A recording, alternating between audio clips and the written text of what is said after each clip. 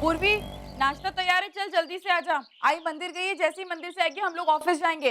आई मैं आज ऑफिस नहीं जा रही हूँ। तू ऑफिस नहीं जा रही है? लेकिन क्यों? आई मेरी तबीयत ठीक नहीं है आज। तूने झूठ बोल लिया और मैंने तेरा झूठ मान लिया। अब सच बता, क्या बात है? आई मेरा मन नहीं है, आज मैं घर पे रहना चाहती हूँ। ठीक है, मैं एक काम करती हूँ, मैं ऑफिस चली जाती हूँ। आई तू ऑफिस जाएगी? हाँ लेकिन क्यों? पूर्वी, मेरी जिंदगी ने मुझे बहुत कुछ सिखाया और सबसे खास बात तो ये सिखाई कि कभी भी कोई मुश्किल आती है ना, तो उसका डट के सामना करना चाहिए, ना कि डर के बैठ जाना चाहिए। मैं जानती हूँ कि मानव के और मेरे बीच बहुत सारी प्रॉब्लम चल रही है, लेकिन मुझे विश्वास है कि कभी ना कभी इस चीज का भी हल निकलेगा और इसी उम्मीद से मैं आगे बढ़ रही हूँ।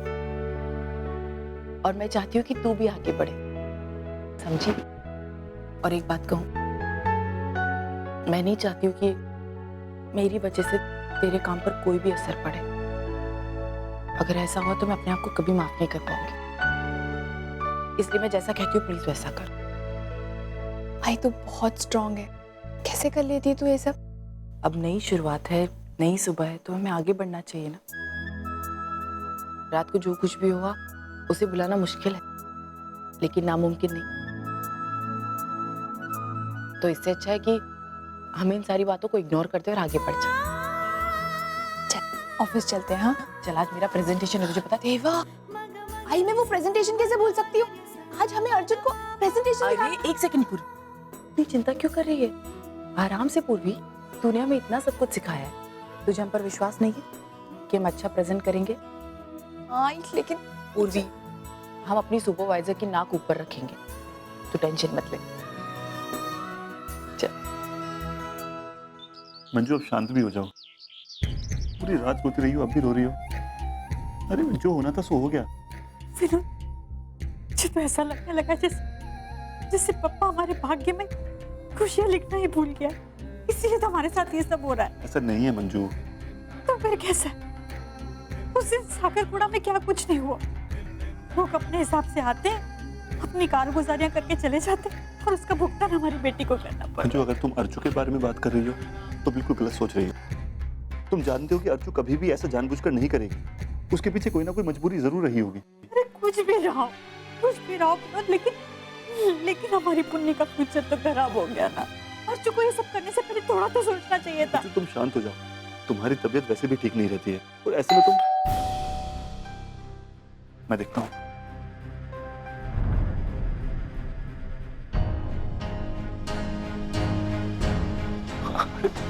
प्रशांत, तुम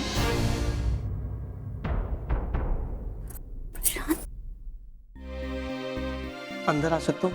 हाँ, क्यों नहीं, आओ आओ आओ बेटा, आओ, बैठ। बैठो। हाँ, आज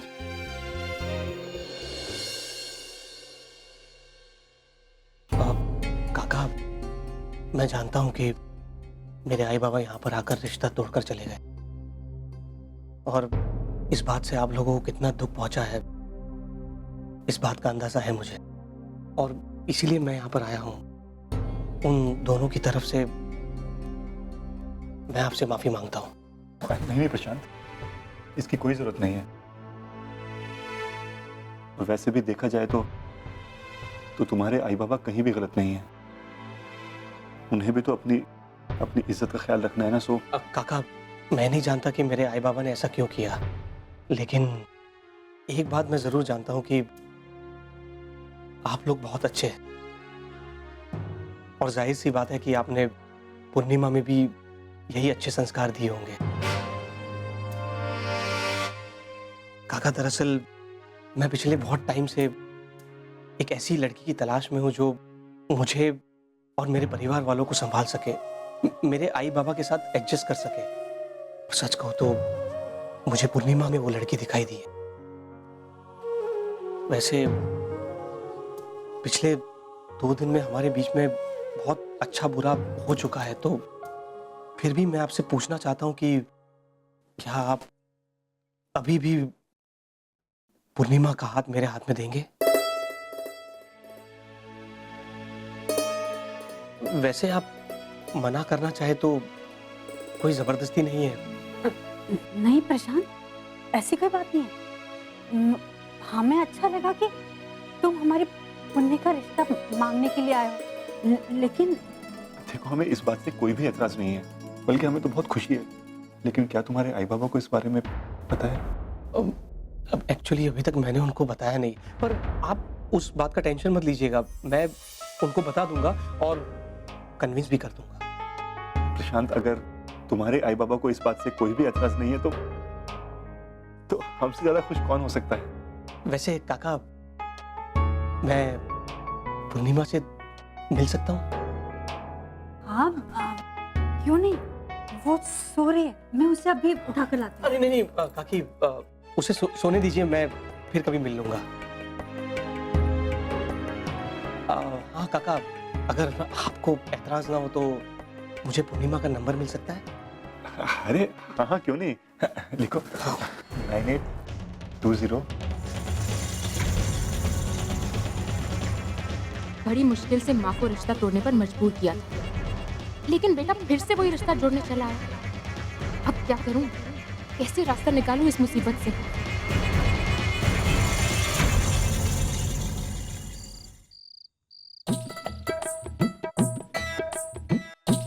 क्या हुआ? क्या हुआ? क्या लगती है मेरी पोती? अभी तो लगती है सविता देशमुख की पोती। अरे वो तेरे 4-4 इंच वाले कपड़ों से ना ये हमारी 9 वारी साड़ी 10 गुना बेहतर है। आजी प्लीज स्टॉप दिस। इस साड़ी में तो मैं ठीक से चल भी नहीं पा रही हूँ, और वैसे भी शादी के बाद मुझे कनाडा ही रहना है, इंडिया नहीं जाना है। अरे हाँ, तू कनाडा में रहने वाली है, लेकिन देख 5 मिनट नहीं हुए तूने पहनी साड़ी तो इतनी परेशान हो गई। हमारे इंडिया में तो औरतें पूरा दिन साड़ियाँ पहनती है, घर का काम निपटाती है, और ऑफिस जाने वाली औरतें ट्रेन से सफर भी करती है। ओफो आजी, करती होंगी, बट इससे मेरे लाइफ का क्या कनेक्शन है? मुझसे नहीं पहना जाता ये सब। क्या अजीब लड़कियां हैं दोनों ही। एक को कपड़े से नफरत है और दूसरी लड़कों के कपड़े भी ना पहनती नहीं कुछ। है? मैंने तुम्हें ना बहुत ढील दी, अगर तुम्हारी आई होती ना। आजी अच्छा है जो आज वो हमारे साथ नहीं है, उसकी शक्ल से भी नफरत करती हूँ मैं। वो हमारी जिंदगी में नहीं है, तो इससे ना तो हमारी लाइफ इनकम्प्लीट होती है और ना हमारी फैमिली। इनफैक्ट मैं तो कहूंगी हमारी बहुत खुशनसीबी है कि वो हमारे साथ नहीं है।